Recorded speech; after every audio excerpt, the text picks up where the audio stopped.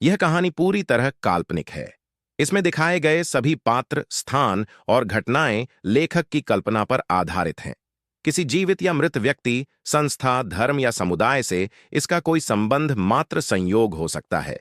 इस वीडियो का उद्देश्य केवल मनोरंजन है। कृपया इसे वास्तविकता न समझें। अगर किसी को इससे ठेस पहुंची हो, तो हमें खेद है। यह जानबूझकर नहीं किया गया है। विवेक शालिनी को उस आउटफिट में देखता ही रह जाता है। विवेक जब जब शालिनी को देखा है, तब तब वो शालिनी की तरफ और खिंचा चला जाता है।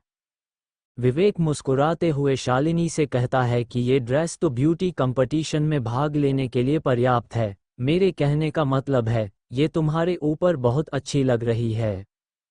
शालिनी अपनी ड्रेस की प्रशंसा सुनकर एकदम खुश हो जाती है। तभी विवेक एक कातिल हंसी हंसते हुए कहता है कि मैं सोच रहा हूं कि ये आउटफिट दंड बैठक करने के लिए बेहद सूटेबल है।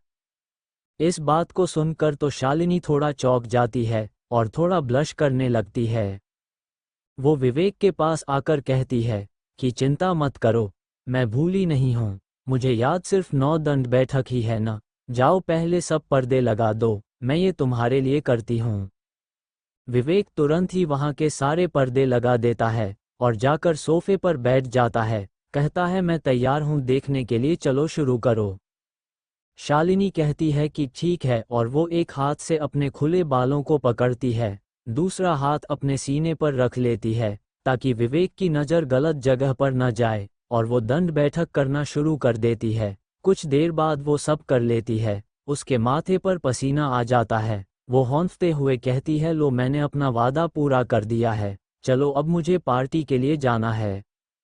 विवेक बाथरूम की तरफ तेजी से जाते हुए कहता है कि 1 मिनट रुको, मैं पहले बाथरूम होकर आता हूँ। ये सुनकर शालिनी का चेहरा टमाटर ले तरह लाल हो जाता है और उसके मन में अजीब तरह के ख्याल आने लगती है। करीब आधे घंटे बाद विवेक आता है और सभी पर्दों को सही करने लगता है। वो कुछ बाहर देख लेता है, उसके बाद वो सोफे पर आकर बैठ जाता है। शालिनी उसे सोफे पर बैठते देख कहती है, तुम चल क्यों नहीं रहे हो? विवेक कहता है कि मैंने अभी किसी को बाहर देखा है जिन्हें मैं जानता हूँ। शालिनी कहती है कि क्या यहाँ तुम्हारा कोई जानने वाला दोस्त है? विवेक कहता है नहीं, मैं और वो अभी कुछ दिन पहले ही मिले थे, लेकिन शायद तुम उन्हें खूब अच्छी तरह से जानती हो। विवेक फिर खड़ा हो जाता है और कहता है कि अब कुछ नहीं हो सकता है, चलो अच्छा चलते हैं।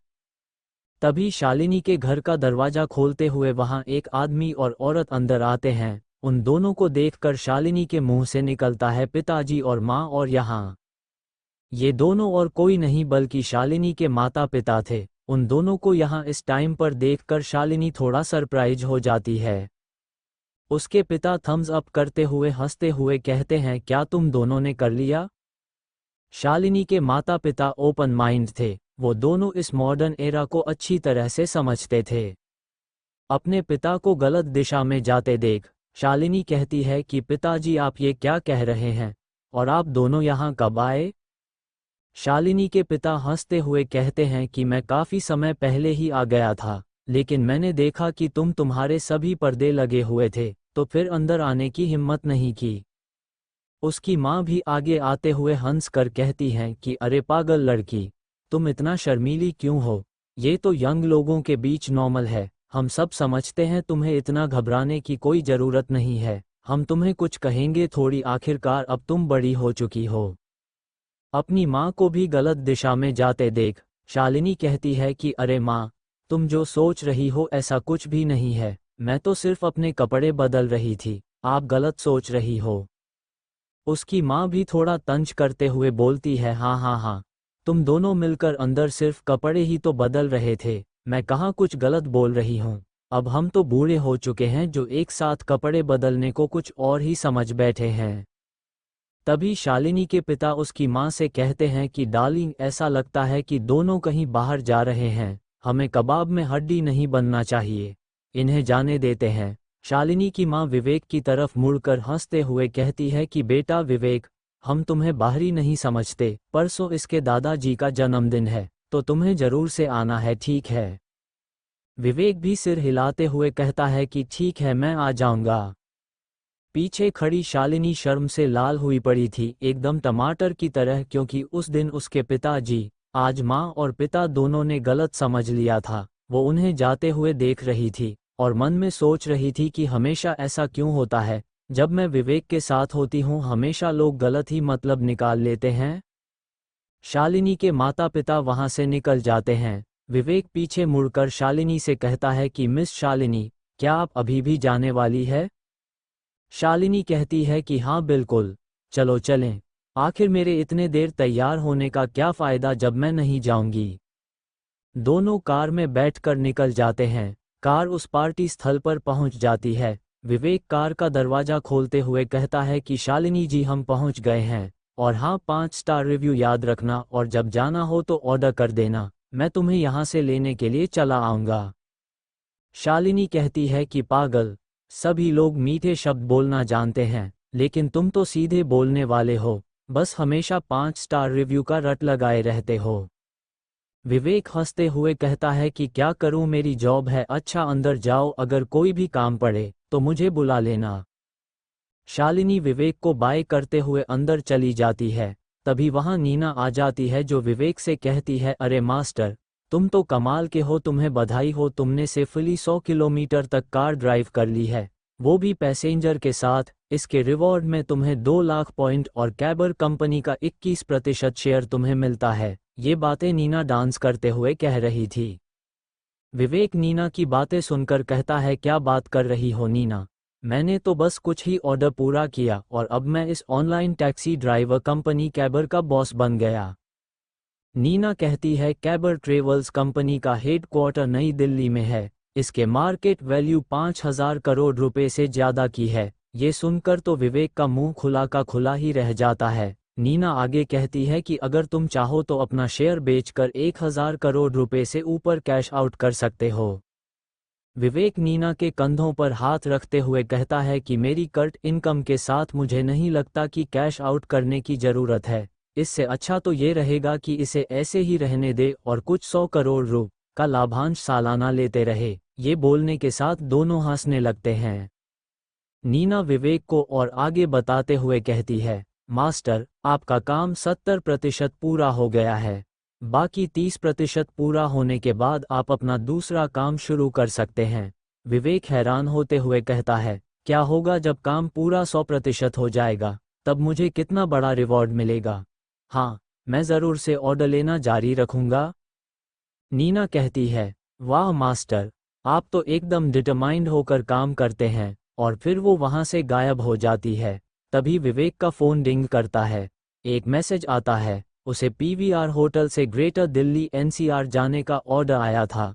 विवेक चेक करता है और कहता है, रोड साफ है, मैं बस ये अंतिम ऑर्डर पूरा करूंगा और सीधे घर निकलूंगा।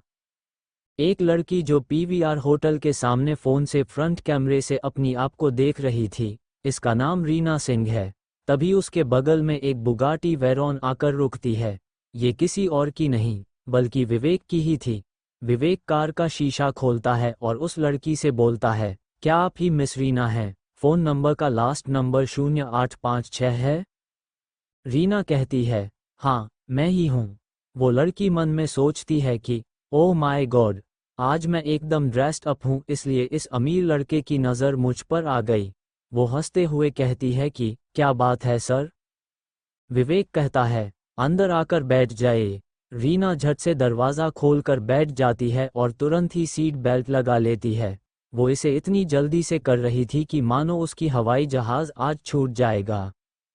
रीना विवेक से हंसते हुए कहती है, हेलो, मेरा नाम रीना सिंह है, आपसे मिलकर अच्छा लगा। आपने मुझे क्यों बैठाया है? मैं कोई बहुत सिंपल लड़की नहीं हूँ। विवेक कुछ देर चुप रहता है और कहता है कि क्या आप वो नहीं हैं जिसने ग्रेटर दिल्ली एनसीआर जाने के लिए ऑर्डर किया था? रीना विवेक की ये बातें सुनकर चौंक जाती है और कहती है कि क्या तुम टैक्सी ड्राइवर हो? झूठे, कौन सा टैक्सी ड्राइवर इतनी महंगी स्पोर्ट कार टैक्सी के लिए चलाता है? विवेक कहता है कि ये नए वर्जन की सुपर टैक्सी ड्राइवर की सर्विस है। रीना मुंह फेरते हुए कहती है, धत तेरी, मैं एक बेकार के लिए खुश हो गई थी। मैंने सोचा था कि मैं एक अमीर लड़के से मिली, लेकिन मैंने ये नहीं सोचा था कि ये एक टैक्सी ड्राइवर होगा। विवेक भी थोड़ा निराशा भरा चेहरा बनाते हुए कहता है कि इस लड़की का चेहरा और व्यवहार एकदम से बदल गया। कुछ देर तक दोनों ऐसे ही आगे चलते रहते हैं। रीना विवेक से कहती है कि अरे तुम थोड़ा धीरे चलाओगे, मैं कुछ फोटो लेना चाहती हूँ इंस्टा पर डालने के लिए। इसके अलावा अगर इस कार पर थोड़ा सा भी एक भी स्क्रैच आ गया तो तुम इसके पैसे भरने के लिए कई साल लगा दोगे, तब भी नहीं भर पाओगे, इसके लायक ही नहीं हो। रीना की ये तंज भरी बातें सुनकर विवेक को गुस्सा आ जाता है और वो थोड़े गुस्से में बोलता है कि ये कार मेरी ही है। रीना विवेक की बातें सुनकर हंसने लगती है और कहती है कि ये कितना फनी है, तुम ये दिखाना बंद करो। तुम सोचते हो कि ये बोलकर तुम मुझे पा सकते हो, बिल्कुल भी नहीं, ऐसा सोचना भी मत। विवेक गुस्से में कहता है कि तुम क्या मैं कोई दिखावा करने वाला लगता हूँ? रीना एक अलग ही अंदाज में कहती है कि तुम बेकार के पार्ट टाइम वर्कर, अच्छा रहेगा कि ये सब करना बंद कर दो। विवेक गुस्से में कहता है कि बेकार पार्ट टाइम वर्कर से यहाँ तुम्हारा क्या मतलब है, क्या तुम पार्ट टाइम वर्कर नहीं हो? रीना उसी अंदाज में कहती है कि हालांकि मैं भी एक पार्ट टाइम वर्कर हूँ, लेकिन फिर भी मैं तुमसे ऊंची हूँ। तुम एक टैक्सी ड्राइवर हो, मेरी जूती के बराबर भी नहीं हो। ये सुनकर तो विवेक के गुस्से का ज्वालामुखी जो अब तक कंट्रोल में था, वो अचानक ही फट जाता है और वो तुरंत ही कार में ब्रेक लगा देता है। अचानक ब्रेक लगने से रीना आगे की ओर झटका खा जाती है। वो गुस्से में विवेक को गाली देते हुए कहती है कि अभी तुम्हारे साथ क्या हुआ, तुम कार के ब्रेक के साथ क्या कर रहे हो? विवेक गुस्से से रीना को देखते हुए कहता है कि अगर तुम मुझसे हायर हो तो जाकर अपनी खुद की एक कार खरीद कर चलाओ, मैं तुम्हें अब बिल्कुल भी बैठाना नहीं चाहता, निकल जाओ यहाँ से। रीना बाहर उतर जाती है और गुस्से में कहती है कि तू घटिया टैक्सी ड्राइवर, तेरी हिम्मत भी कैसे हुई मुझ पर चिल्लाने की? मैं न केवल तुम्हें घटिया रिव्यू दूंगी बल्कि कैबर कंपनी में तुम्हारे खिलाफ कंप्लेंट भी करूंगी। विवेक उसकी बातें सुनकर उसे चिल्लाते हुए कहता है कि तुमने मेरे काम की न केवल बुराई की और मुझे बैड रिव्यू भी देना चाहती हो। इस कार में एक मॉनिटर है, मुझे वास्तव में भरोसा नहीं है कि तुम कंप्लेंट कर भी पाओगी। विवेक अपनी कार को वहां से भगा कर निकल जाता है और वो लड़की रीना उसे गुस्से में सड़क पर खड़ी होकर उसे जाते हुए गालियां देती रह जाती है। विवेक एक जगह जाकर कुछ कोल्ड ड्रिंक लेता है और उसे पीने लगता है और सोचने लगता है कि कैसे लोग हैं यहाँ, किसी के काम की बिल्कुल भी इज्जत नहीं करते। अरे, काम में कोई छोटा बड़ा नहीं होता, काम काम होता है। काम में कोई छोटा बड़ा बनने लगा तो किसी का जीवन ही नहीं चलेगा। ऐसे लोगों को दूसरों लोगों के प्रति बुरा व्यवहार करने के लिए कोई कानून होना चाहिए। हद हो गई यार, मतलब अगर ये कार मेरी है तो इसमें क्या झगड़ा करने वाली बात है? सब दोष इनके दोस्तों और आसपास के लोगों का है। इन्हें अच्छे से कुछ सिखाया नहीं तो ये इतना बिगड़ते थोड़ी। विवेक कोल्ड ड्रिंक के कई सिप लेता है और तब जाकर उसका गुस्सा थोड़ा शांत होता है। तभी उसके फ़ोन में मैसेज आता है कि आपको बैड रिव्यू मिला है। ये देखकर विवेक उस कोल्ड ड्रिंक के कैन को दबा देता है और कहता है कि उसने सच में मुझे बैड रिव्यू दे दिया, क्या ही घटिया लड़की थी। छोड़ो इन सब बातों को, उसने अपना गुस्सा शांत ही किया था कि तभी उसे एक कॉल आती है। विवेक कॉल उठाता है। उधर से किसी के गुस्से में चिल्लाने की आवाज आती है, अबे विवेक के बच्चे, तुम्हें क्या हो गया है? तुम्हारे खिलाफ हेडक्वार्टर में किसी ने कंप्लेंट कर दिया है। अगर ये दोबारा होगा तो तुम्हारी सैलरी में से पैसा कटेगा बेटा, समझ गए? विवेक भी थोड़ा गुस्से में कहता है कि जो करना है वो कर लो, मुझे उस छोटे से पैसे की ज़रूरत नहीं है। दूसरी तरफ से आवाज़ आती है, बच्चे तुम्हारा ये एटीट्यूड है जो ना भरोसा करो या मत करो, यही तुम्हें नौकरी से हाथ धुलवा देगा। मैं तुम्हें यहाँ कुछ दिनों के लिए सस्पेंड कर रहा हूँ। विवेक थोड़ा अकड़ कर कहता है, आप मुझे रोक रहे हैं? क्या आपने इस घटना की जांच की कि आखिर हुआ क्या था? दूसरी तरफ से आवाज़ आती है कि तुम्हारी हिम्मत कैसे हुई मुझसे ज़बान लड़ाने की? अब तू बेटा अपने परमानेंट सस्पेंशन का इंतज़ार कर। कॉल कट जाती है और विवेक गुस्से में अपने फ़ोन को देखता रह जाता है। वो एक लंबी सांस लेकर अपना गुस्सा शांत करके अपने विला की तरफ निकल पड़ता है। विवेक अपने विले के सामने अपनी कार रोककर बाहर आ जाता है। उसे वहां दो लोग खड़े मिलते हैं। उनमें से एक आदमी विवेक से हाथ मिलाते हुए कहता है कि हेलो मिस्टर विवेक, वेलकम होम। मैं महेश सिंह हूँ, इस प्लैटिनम एरिया का प्रॉपर्टी मैनेजर। विवेक भी उसे नमस्ते करता है। महेश कहता है कि नमस्ते नमस्ते मिस्टर विवेक, आज मैं आपको पहले यहाँ के रेसिडेंशियल एरिया को दिखाने वाला हूँ। वो विवेक को अपने साथ ले जाने लगता है। विवेक भी उसके साथ ही पूरे एरिया को और अपनी विला को देखने निकल जाता है। प्रॉपर्टी मैनेजर महेश उसे विला के अंदर दिखाने लगता है और कहता है कि यहाँ 9 विला की सभी चीज़ें पूरे प्लैटिनम एरिया में बेस्ट क्वालिटी की ब्रांडेड हैं। यहाँ के सोफे, फर्नीचर सभी पर्सनली बड़े बड़े टॉप के डिज़ाइनर ने डिज़ाइन किए हैं। विवेक सोफे पर जाकर बैठ जाता है और कहता है, हाँ, तुम्हारी बातों में तो दम है, ये काफ़ी आरामदायक है। फिर महेश विवेक को हॉल में ले जाते हुए कहता है कि सर, हमने आपकी मदद और सर्विस के लिए पर्सनल बटलर हायर किए हैं, जो कि हमारे कठिन इंटरव्यू को पास किए हैं। वो सभी अभी हमारे ऑफिस में हैं। अगर आपके पास समय हो तो आप एक बार उन सभी को देखकर चुन सकते हैं। क्या आप चलेंगे? विवेक कहता है कि ठीक है, वैसे भी मैं फ्री हूँ, चलो तुम्हारे साथ चलता हूँ। वे दोनों प्रॉपर्टी मैनेजर के कॉन्फ्रेंस हॉल में आ जाते हैं। वहाँ 4-5 लड़कियां एक ही ड्रेस कोड में काउच पर बैठी हुई थीं। मैनेजर के आने से सभी खड़ी हो जाती हैं। तभी एक लड़की विवेक को देखकर चौंक जाती है। वो विवेक के ऊपर चिल्लाते हुए कहती है कि मैं विश्वास नहीं कर सकती कि ये तुम हो। ये लड़की कोई और नहीं बल्कि वही बैड रिव्यू देने वाली रीना सिंह थी, जो कुछ देर पहले यहाँ आई थी। इसने इंटरव्यू कुछ दिन पहले ही पास कर लिया था, बस आज उसे यहाँ इसके लिए चुना गया था, उससे मिलना था। मैनेजर महेश रीना की बात सुनकर तो आग बबूला हो जाता है और वो भी चिल्ला कर कहता है, अरे रीना, ये तुम क्या कर रही हो? रीना जवाब देती है, मैनेजर महेश, ये अक्ल का पैदल एक ऑनलाइन टैक्सी ड्राइवर है, जिसे मैं आज ही कुछ घंटे पहले रोड पर मिली थी। विवेक को रीना पर पहले से ही उसे बैड रिव्यू देने के कारण गुस्सा था, अब तो उसकी बेइज्जती भी कर रही थी, तो वो भी बोलता है, मिस्टर सिंह, ये औरत यहाँ क्या कर रही है? क्या इसने भी हाउसकीपर की जॉब के लिए अप्लाई किया था? उसकी बातें सुनकर रीना भड़क उठती है और कहती है, पहले ये बताओ तुम यहाँ क्या कर रहे हो? गरीब फटीचर टैक्सी ड्राइवर की हिम्मत भी कैसे हुई इस जगह आने की?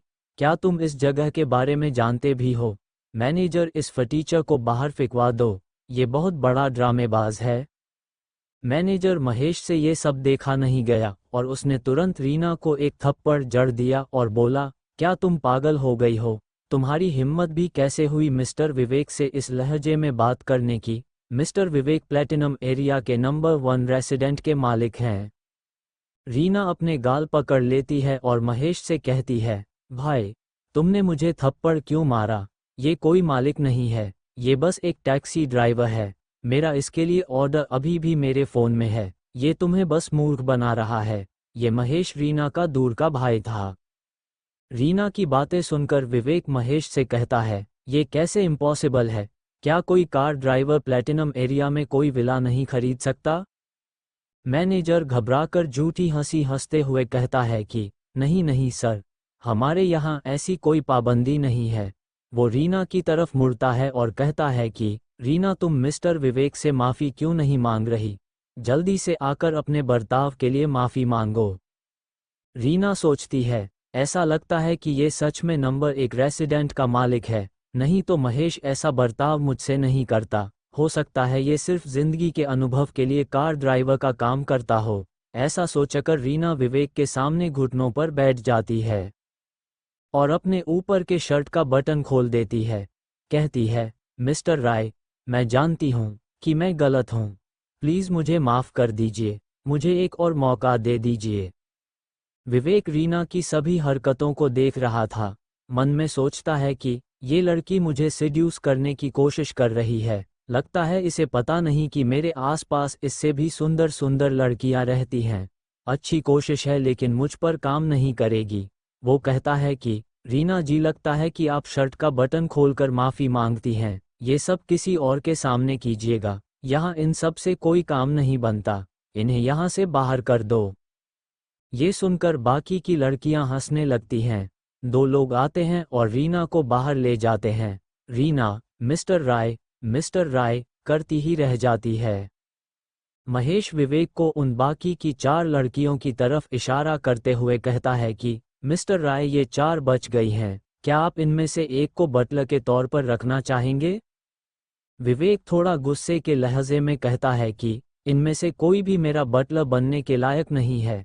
इन सभी को वापस भेज दो और उनके जो खर्च हुए हैं आने जाने के भुगतान के रूप में 6,000 सभी को दे दो। विवेक की बातें सुन वहां खड़ी सभी लड़कियों के मुंह उतर जाते हैं, क्योंकि उन सभी ने एक हाई पे वाली सैलरी जो खो दी थी। विवेक का फोन डिंग करता है। मैसेज आया था जिसमें शालिनी ने उसे पार्टी से वापस लेने के लिए बुलाया था। विवेक वहां से जाने लगता है और महेश से कहता जाता है कि मैं इस समय तो जा रहा हूं और कृपया करके कुछ और अच्छे और काबिल हाउसकीपर्स को लाना। महेश कहता है, ठीक है सर। यहाँ पार्टी में एक लड़की शालिनी को पकड़ते हुए कहती है कि अरे शालिनी यार, तुम दूसरे लेवल तक जारी रखो। वो दोनों कोई गेम खेल रहे थे। तभी वहां कल्पेश नाम का एक लड़का आता है जो शालिनी से कहता है, हाँ, हम सभी को मिले हुए कई साल हो गए हैं, हमें एक दूसरे के बारे में और भी जानना चाहिए। चलो कुछ देर और ये गेम खेलते हैं, बाद में मैं तुम्हें तुम्हारे घर तक छोड़ दूंगा। शालिनी कहती है, मुझे कुछ काम है और कल मुझे कंपनी भी तो जाना है। तुम सब अपना ख्याल रखना, मैं कैब कर लूंगी। वो लड़की कहती है कि क्या टैक्सी? क्या अभी तुम नहीं जानती कि आजकल कैब सेफ नहीं है? मैं सोचती हूँ कि उससे अच्छा रहेगा तुम कल्पेश के साथ चली जाओ। शालिनी हाथ हिलाते हुए बोलती है, अरे कोई बात नहीं, जो ड्राइवर है वो मेरा दोस्त है, तो चिंता मत करो तुम सब। तभी वहां विवेक आ जाता है, जिसे देखकर शालिनी हाथ हिलाते हुए कहती है, विवेक मैं यहाँ हूँ। विवेक को देख शालिनी की दोस्त कहती है, शालिनी क्या सच में ये तुम्हारा दोस्त है? ये तो बहुत ही हैंडसम है, ये एकदम मेरे लिए परफेक्ट है। विवेक भी उसके पास आ जाता है। कल्पेश विवेक को देखकर कहता है कि हैंडसम होने का क्या मतलब जब ये एक टैक्सी ड्राइवर ही है। विवेक उसकी बातें सुन लेता है और वो कहता है कि टैक्सी ड्राइवर होने में क्या गलत है भाई? कल्पेश झूठी हंसी हंसते हुए कहता है, कुछ खास नहीं, ये सोचना ही काफी है कि तुम्हें शालिनी जानती है कि तुम अच्छे हो, नहीं तो कोई पूछता भी नहीं। विवेक थोड़ा गुस्से में उसे घूरते हुए कहता है कि क्या उसे जानना मेरे लिए पर्याप्त है? इसका क्या मतलब है? कल्पेश विवेक की तरफ उंगली करते हुए शालिनी से कहता है, शालिनी, ये तुम्हारा दोस्त बहुत समझदार है ना, तो ये टैक्सी ड्राइवर ही है तो अपने आप को कुछ ज्यादा ही क्यों समझ रहा है? यामी विवेक के पास आकर कल्पेश की तरफ चेहरा करके कहती है, क्योंकि वो कुछ ज्यादा है, इसलिए वो समझ रहा है। विवेक को तो कुछ समझ नहीं आ रहा था कि इन तीनों में क्या बात चल रही है। तभी वो लड़की कल्पेश के कंधों पर हाथ रखते हुए शालिनी से कहती है, सिस्टर शालिनी, तुम ये क्या कह रही हो? कल्पेश यहाँ मर्सिडीज कार की लाइन लगा सकता है और ये उनमें से एक को भी अपनी पूरी जिंदगी में भी नहीं खरीद सकता। उस लड़की की बातें सुनकर कल्पेश भी मुस्कुराने लगता है। शालिनी गुस्से से उन दोनों की तरफ देखती है, फिर वो विवेक को पकड़कर साथ ले जाते हुए कहती है कि तुम इनका बुरा मत मानना, इन सब ने कुछ ज्यादा ही ड्रिंक कर ली है, चलो हम यहाँ से चलते हैं। कल्पेश उन्हें ऐसे ही जाते देख गुस्से में आ जाता है और सोचता है कि ये शालिनी भी उस लड़के को बचा रही है। कोई बात नहीं, मैं अभी से अपनी पैसों की ताकत दिखाता हूँ, तब इसकी औकात देखते हैं साले की। वे चारों नीचे पार्किंग लॉट में आ जाते हैं। विवेक और शालिनी साथ साथ आगे जा रहे थे, जिसे देखकर कल्पेश जल भुन जाता है। वो सोचता है कि ये शालिनी उसके साथ इतना खुश होकर क्यों बातें कर रही है, मेरे साथ तो कभी ऐसा नहीं करती है। आखिर इस लड़के में है क्या क्या जो मुझ में नहीं है? कॉलेज टाइम में इसे जानता हूँ, लेकिन फिर भी इसने मुझे कभी भाव नहीं दिया, तो इस लड़के में ऐसा क्या है? तभी कल्पेश अपने जेब से एक कार की चाबी निकालता है और उसके बटन को प्रेस करता है। तभी वहां खड़ी एक एसयूवी आवाज करने लगती है, जिसे देख लड़की जो कल्पेश के साथ आ रही थी वो कल्पेश से कहती है, अरे कल्पेश, ये कार तो बहुत महंगी लग रही है, कितने की है? कल्पेश मुस्कुराते हुए कहता है, अरे ज्यादा नहीं, बस 80 लाख की है। जब मैं और अमीर हो जाऊंगा तब इससे भी महंगी महंगी स्पोर्ट कारें खरीदूंगा। वो लड़की अपने मुंह पर हाथ रखते हुए बोली, क्या सच में कल्पेश? काश मेरा कोई तुम्हारे जैसा बॉयफ्रेंड होता। शालिनी उन दोनों की बकवास सुनकर एक सांस छोड़ते हुए बोली, कल्पेश मुझे याद है, जब मैं कॉलेज में थी तुम्हारी फेवरेट कार बुगाटी वेरॉन थी, आई एम राइट? कल्पेश हंसते हुए बोलता है कि हाँ तुम सही कह रही हो, लेकिन अब वो कार तो लगभग 100 करोड़ की है। अगर मैं अपनी पूरी जिंदगी भी लगा लूं तो भी शायद ही मैं उसे खरीद कर चला सकूं। तभी शालिनी की वो दोस्त एक तरफ इशारा करते हुए कहती है, अरे बाप रे, कल्पेश उधर देखो, ऐसा लग रहा है कि तुम्हारी कार के बगल में ही Bugatti Veyron sport car park है। कल्पेश उसकी बातें सुनते ही तुरंत उस कार के पास पहुंच जाता है और कहता है, ओह माय गॉड, ये तो सच में बुगाटी वेरॉन स्पोर्ट कार है। तभी विवेक चिल्लाते हुए उसके पास आ जाता है, कहता है कि अगर तुम्हारा देखना हो गया हो तो महाराज क्या आप यहाँ से हट सकते हैं? कल्पेश हंसते हुए कहता है कि क्या तुम भी देखना चाहते हो?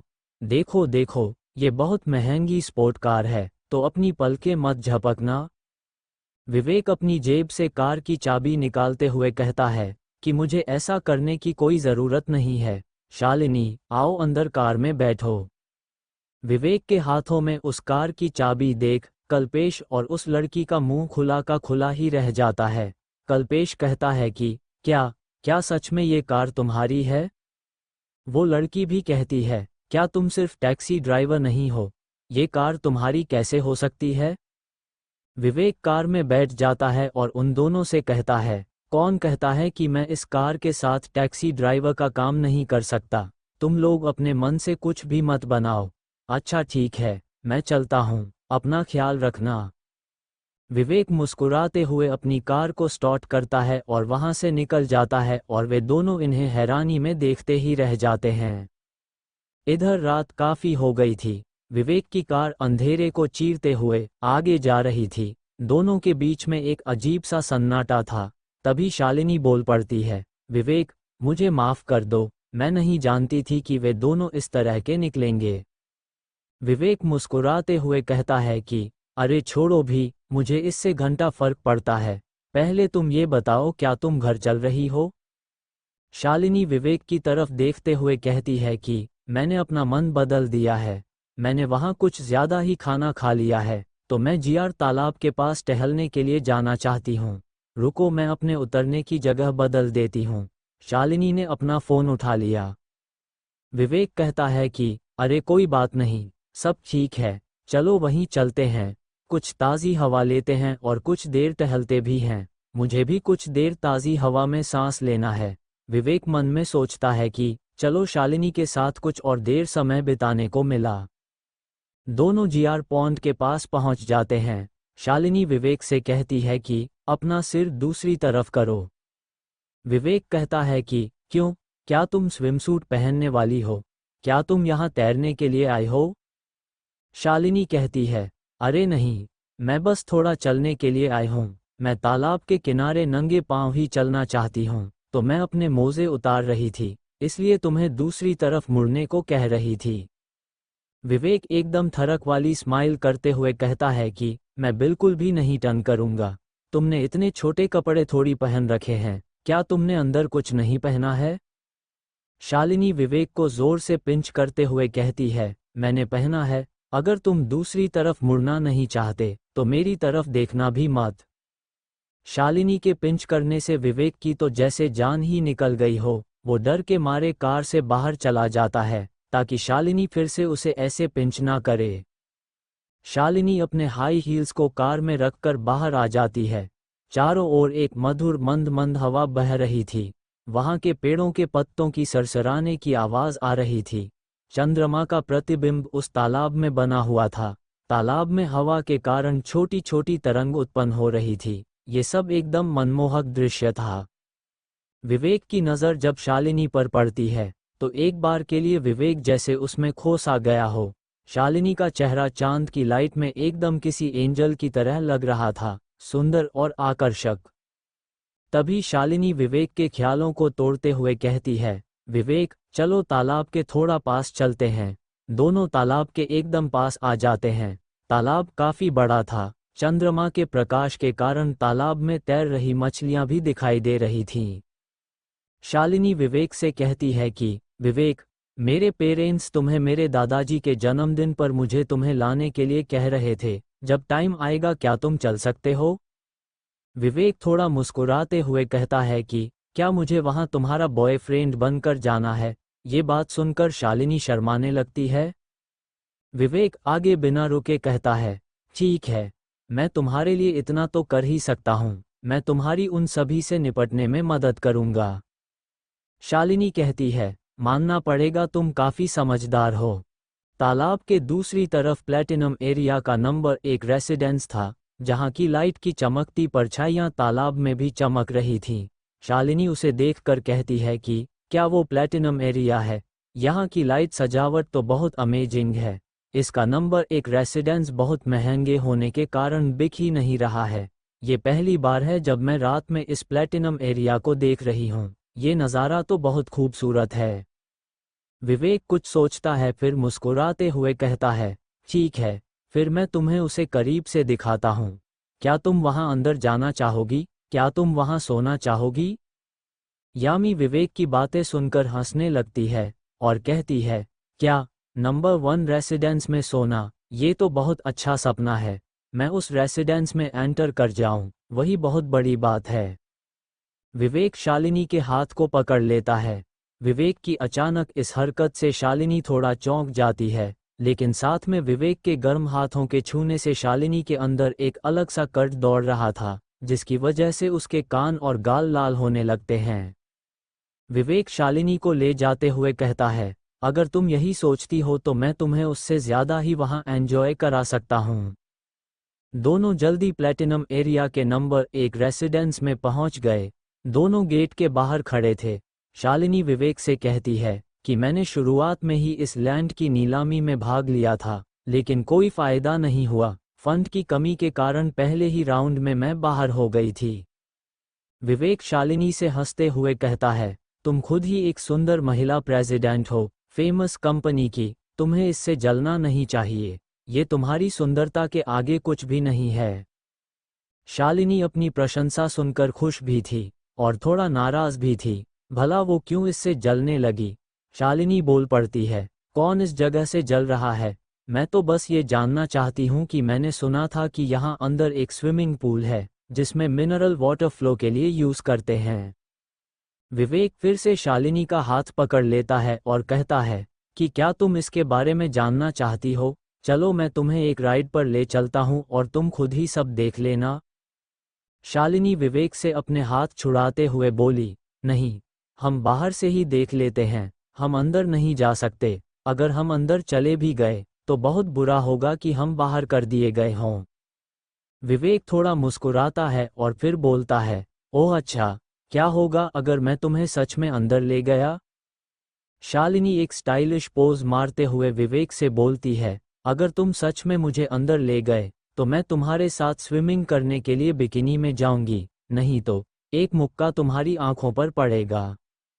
विवेक तुरंत शालिनी को कार के अंदर बैठाने लगता है, कहता है कि तुम दूसरी बात भूल जाओ, मुझे एक बार सच में ट्राई तो करना चाहिए। शालिनी उससे थोड़ा ऊंची आवाज में कहती है कि विवेक क्या तुम पागल हो गए हो? क्या तुम सच में अंदर जाने वाले हो? और नहीं तो क्या? विवेक उसे कार में बैठाते हुए कहता है।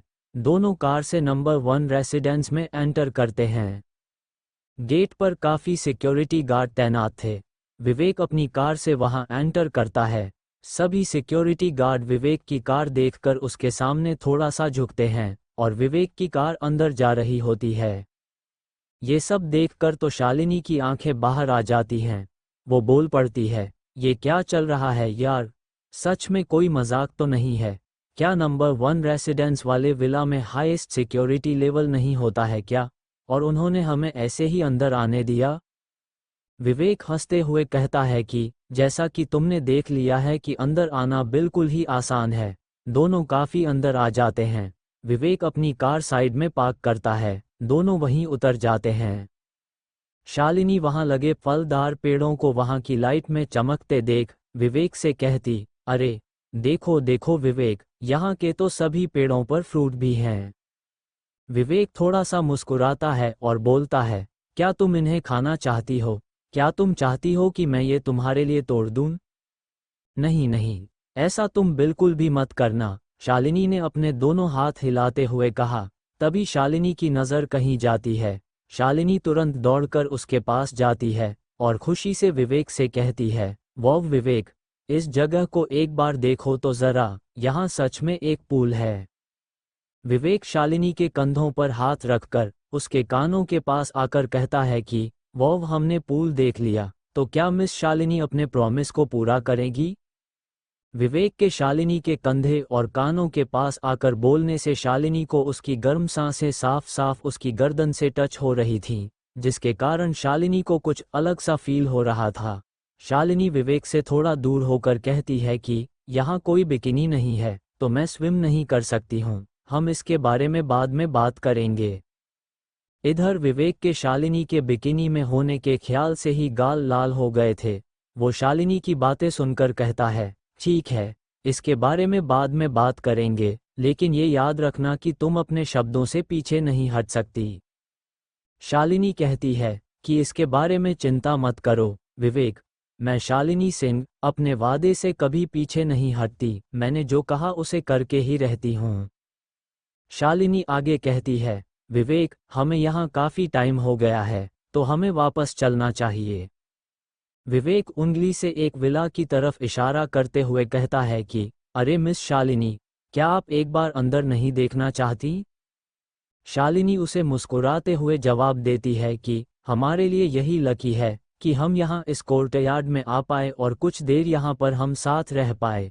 अगर हम आगे और अंदर जाएंगे तो ये गलत होगा। विवेक हंसते हुए कहता है कि अरे यहाँ अंदर विला में कोई नहीं है, तो तुम डर क्यों रही हो? विवेक विला के बाहर स्टेयर्स पर जाने लगता है। शालिनी उसका हाथ पकड़ते हुए रोक कर कहती है कि मत जाओ वहाँ, चलो हम यहाँ से चलते हैं, नहीं तो प्रॉब्लम हो जाएगी। विवेक वहाँ दरवाजे के बगल के एक स्क्रीन पर अपना हाथ रख देता है। तभी उसमें से आवाज़ आती है, वेलकम होम। ये एक प्रकार का एडवांस सिस्टम विला में इंस्टॉल करवाया गया था ताकि मालिक अपनी फिंगरप्रिंट या पासवर्ड से अंदर जा सके, बिल्कुल आजकल के स्मार्टफोन की तरह। शालिनी उस मशीन से आती आवाज़ सुनकर उसका मुंह खुला का खुला और आंखें बाहर आ जाती हैं। वो विवेक की तरफ मुड़कर कहती है, ओह माय गॉड, क्या ये तुम्हारा घर है? विवेक उसे थोड़ा अमीरों वाले अंदाज में कहता है कि हाँ, मैंने अभी इसे कुछ दिन पहले ही खरीदा था, अब तुम यहाँ हो तो चलो इसको विजिट करते हैं। शालिनी को अब धीरे धीरे सब कुछ समझ आने लगा था कि क्यों सिक्योरिटी वालों ने उन्हें रोका नहीं। तभी एक बात सोचकर उसके गाल लाल हो जाते हैं। वो तुरंत विवेक को अपने कोमल हाथों से मारने लगती है, चिल्लाते हुए कहती है कि तुमने मुझे मूर्ख बनाया, तुमने मेरा फायदा उठाया। और विवेक मार खाते हुए बस हंसे ही जा रहा था। फिर विवेक शालिनी से कहता है, अगर अब शांत हो गई हो तो अंदर चलें। दोनों अंदर आते हैं। शालिनी अंदर के इंटीरियर को देखकर एक नए उत्साह से कहती है कि ये तो बहुत सुंदर है, वाव, ये कितना चमक रहा है, इसकी डिज़ाइन के तो कहने ही क्या। विवेक, तुमने इस विला के लिए कितना खर्च किया? विवेक कहता है कि मुझे डिटेल्स तो ज़्यादा नहीं पता, हाँ कुछ 100 करोड़ रु के ऊपर तो हुए ही होंगे। शालिनी विवेक को घूरते हुए कहती है, क्या तुम मुझे फिर से बुद्धू बना रहे हो? यहाँ का सबसे महंगा विला भी 30 करोड़ का है, तो तुम कैसे 100 करोड़ रु उसके ऊपर खर्च कर सकते हो? ये तो तभी हो सकता है जब तक कि तुम पूरे नंबर 1 रेसिडेंस के पूरे 9 विला को नहीं खरीद लेते। विवेक सोफे पर बैठते हुए कहता है कि हाँ, मैंने प्लैटिनम एरिया का पूरा नंबर 1 रेसिडेंस ही खरीद लिया है। ये सुनकर शालिनी अपने हाथ मुंह पर रख लेती है, बोलती है, मुझे तो यकीन ही नहीं हो रहा है। क्या क्या कह रहे हो? क्या तुम पैसों का पेड़ पर उगाते हो या फिर हवा में से लाते हो? ये बोलते हुए शालिनी के पसीने छूट रहे थे। विवेक सिर पर हाथ रखकर सिस्टम के बारे में सोचते हुए बोला, हाँ ऐसा ही कुछ, ये एकदम आसान था, मानो एक बहुत तेज हवा थी। शालिनी विवेक की बातें सुनकर वहीं सोफे पर बैठ जाती है और कहती है, अच्छा, पैसे कमाना बहुत आसान है। इसमें कोई हैरानी वाली बात नहीं है कि तुम्हारे पास बहुत पैसा है, फिर भी तुम ये टैक्सी ड्राइवर का काम सिर्फ अनुभव के लिए कर रहे हो। शालिनी मन में सोच रही थी कि अरे यार, ये काउच तो बहुत आरामदायक है, ये कितना मुलायम है, काश ऐसा सोफा मेरे घर पर भी होता। विवेक शालिनी के पास आ जाता है और कहता है, आज रात मैं तुम्हें इस टाइम घर नहीं भेज सकता, क्योंकि काफ़ी ज़्यादा रात हो गई है। तुम यहीं रुक जाओ और कोई भी एक रूम चुन लो जिसमें तुम सोना चाहती हो। शालिनी भी सिर हिलाते हुए कहती है, बात तो सही कह रहे हो, काफ़ी ज़्यादा रात हो गई है। पहले पार्टी, फिर तालाब, अब यहाँ, टाइम का जैसे पता ही नहीं चला। चलो ठीक है, मैं यहीं सो जाऊंगी और इसके लिए थैंक्स, लेकिन हाँ, कल तुम्हें मुझे काम के लिए ऑफिस छोड़ना पड़ेगा। विवेक हाँ में सिर हिलाता है। उसके बाद शालिनी में एक अलग ही जोश आ गया। वो तुरंत विवेक से कहती है, क्या क्या तुम्हारे पास लेडीज नाइट पजामा है यहाँ? विवेक कहता है कि तुम नहीं जानती क्या, मैं अकेले ही रहता हूँ, तो मेरे पास कोई भी लेडीज पजामा नहीं है। वैसे तुम ऊपर बिना पजामे के भी रह सकती हो, मैं बिल्कुल भी नहीं झांकूंगा, मैं यहीं नीचे ही रहूंगा, ये स्किन के लिए काफ़ी अच्छा होता है। विवेक की बातें सुनकर शालिनी का चेहरा टमाटर सा लाल हो गया था। वो विवेक को मारते हुए कहती है कि मैं कैसे किसी दूसरे के घर बिना पजामे के सो सकती हूँ? विवेक हंसते हुए कहता, अरे, मैं तो मजाक कर रहा था, मैं तो बस तुम्हें परेशान कर रहा था। ऊपर जाओ, वहाँ मेरे पजामे पड़े होंगे, उनमें से कोई भी नई वाली पहन लेना। शालिनी ऊपर चली जाती है और बाथरूम में शॉवर लेने लगती है। वो शॉवर लेते हुए भी कुछ सोच रही थी कि आज मैं विवेक के साथ यहाँ अकेली हूँ, कहीं कुछ हो गया तो। ये सब सोचते हुए उसके गाल एकदम लाल हो गए थे। वो शॉवर बंद करके टॉवल लपेट लेती है। विवेक नीचे कुछ फाइलें देख रहा था, लेकिन वो कहीं और ही किसी ख्याल में खोया हुआ था। तभी उसे कुछ गिरने और चिल्लाने की आवाज़ आती है। विवेक अपने ख्यालों से बाहर आ जाता है। वो तुरंत ऊपर भागकर शालिनी का बाथरूम खोलकर चिल्लाते हुए बोला कि क्या हुआ? शालिनी बाथरूम का लॉक लगाना भूल गई थी। सामने का नज़ारा देखकर विवेक का चेहरा एकदम लाल पड़ गया। उसके सामने एक लड़की टॉवल में लिपटी गिरी पड़ी थी और विवेक कुछ देख पा रहा था। शालिनी को किसी चीज का ध्यान नहीं था। उसके पैर में चोट लग गई थी। दर्द से उसका चेहरा लाल पड़ गया था। विवेक तुरंत शालिनी को उठाता है। शालिनी कहती है, शायद मेरे पैर में मोच आ गई है। विवेक इस समय बस शालिनी के चेहरे को देखे जा रहा था। उसके मुंह से कुछ आवाज ही नहीं निकल रही थी। इस समय शालिनी के बाल भीगे हुए थे, जो कि शालिनी को और भी आकर्षक बनाए हुए थे। विवेक की धड़कनें बढ़ गई थीं, वो आसानी से सुनी जा सकती थी। विवेक उसे सहारा दिए हुए था। वो बस शालिनी के चाम में खोया खोसा गया था। तभी शालिनी भी उसे देखने लगती है। दोनों का आई कांटेक्ट होता है। दोनों बस एक दूसरे को ही देखे जा रहे थे। दोनों के चेहरे और कान लाल हो गए थे और दिल भी तेजी से धड़क रहा था। अब विवेक से कंट्रोल नहीं हो रहा था। उसने शालिनी का सिर पकड़ा और उसके होंठों से अपने होंठ मिलाए और दोनों किस करने लगे। किस करते करते दोनों दीवार से चिपक जाते हैं, जिसके कारण शॉवर ऑन हो जाता है और दोनों भीगने लगते हैं। दोनों एक दूसरे में इतना खो गए थे कि अपने भीगने का ख्याल भी नहीं था। तभी शालिनी विवेक का शर्ट खोलने लगती है और उसका शर्ट उतार देती है। विवेक भी पीछे नहीं था। वो शालिनी को अपनी गोद में उठा लेता है और किस करते करते ही बाथरूम से बाहर बेड पर ले आता है। दोनों अपना काम करने लगते हैं।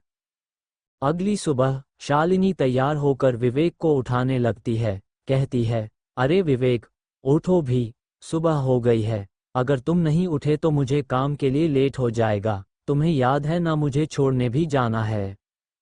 शालिनी की आवाज़ सुनकर विवेक उठ जाता है। वो एक उबासी लेते हुए कहता है कि वो कल रात में थोड़ा थक गया था। वैसे ये मेरा पहली बार था, इसलिए मैं थोड़ा ज़्यादा ही सो लिया। वैसे कल रात मुझे बहुत मज़ा आया, क्या तुम्हें आया? विवेक की बात सुनकर शालिनी का चेहरा शर्म से लाल हो गया था। वो कल रात के बारे में सोचने लगी तो उसका चेहरा और भी लाल हो गया। भला ऐसी बातें कौन लड़कियों से पूछता है?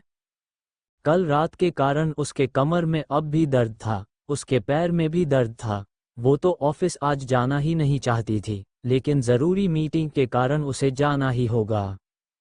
विवेक शालिनी का लाल चेहरा देखकर मुस्कुराए जा रहा था। शालिनी बात बदलते हुए बोली, तुम उठो जल्दी से और मुझे ऑफिस तक छोड़ दो, तब मैं तुम्हें 5 स्टार रिव्यू दूंगी। 5 स्टार रिव्यू की बात सुनकर विवेक तुरंत खड़ा जाता है। वो तुरंत बाथरूम में चला जाता है। कुछ देर बाद विवेक शालिनी को उसके ऑफिस तक छोड़ देता है। शालिनी की जाने के बाद विवेक के पेट से आवाज़ आने लगती है। विवेक सोचता है कि शालिनी को छोड़ने के बाद से अभी तक मैंने कुछ भी नहीं खाया है। मुझे पहले ब्रेकफास्ट कर लेना चाहिए, उसके बाद ही ऑर्डर लेना चाहिए। इतना सोचकर वो तुरंत अपनी कार को अपने द मिडनाइट मून होटल की तरफ मुड़ता है। कुछ देर बाद वो द मिडनाइट मून होटल पर पहुंच जाता है। तभी वहां एक वेटर आता है। वह विवेक को गुड मॉर्निंग विश करता है और पूछता है, आपको यहाँ कोई काम था? विवेक भी उसे गुड मॉर्निंग करते हुए कहता है कि अरे ज़्यादा नहीं, मैं तो बस यहाँ ब्रेकफास्ट करने आया था। तभी वो वेटर अपना फ़ोन निकाल लेता है। वो तेज़ी से आगे बढ़ते हुए कहता है कि विवेक, मैं तुरंत ही किचन में जाकर आपके लिए कुछ अच्छी डिश बनवा देता हूँ। विवेक उसे हाथ हिलाते हुए मना करते हुए कहता है कि इसकी कोई ज़रूरत नहीं है, मैं बस अपने आप को लो प्रोफाइल रखना चाहता हूँ। मैं खुद ही ऑर्डर कर लूँगा जो भी खाना होगा, तुम जाओ अपना काम करो। ये कहकर विवेक अंदर जाकर टेबल पर बैठ जाता है। वो वेटर भी वहां से जाते हुए कहता है कि मैं समझ गया सर। विवेक मेन्यू कार्ड उठा लेता है और थोड़ा जोर से कहता है, वेटर क्या तुम मेरा ऑर्डर ले सकते हो? तभी वहां एक वेट्रेस आती है। वो विवेक को देखकर चौंक जाती है। वो कहती है, अरे विवेक तुम। विवेक भी उसे देखकर कहता है, कविता राज, क्या कोइंसिडेंट, मैंने सोचा ही नहीं था कि तुम यहाँ काम करती हो और तुम्हारी मुझसे मुलाकात हो जाएगी। अगर आप लोग इस कहानी का अगला भाग सुनना चाहते हैं तो जल्दी से मेरे चैनल को सब्सक्राइब करें और मुझे बताएं कि आपको यह कहानी कैसी लगी।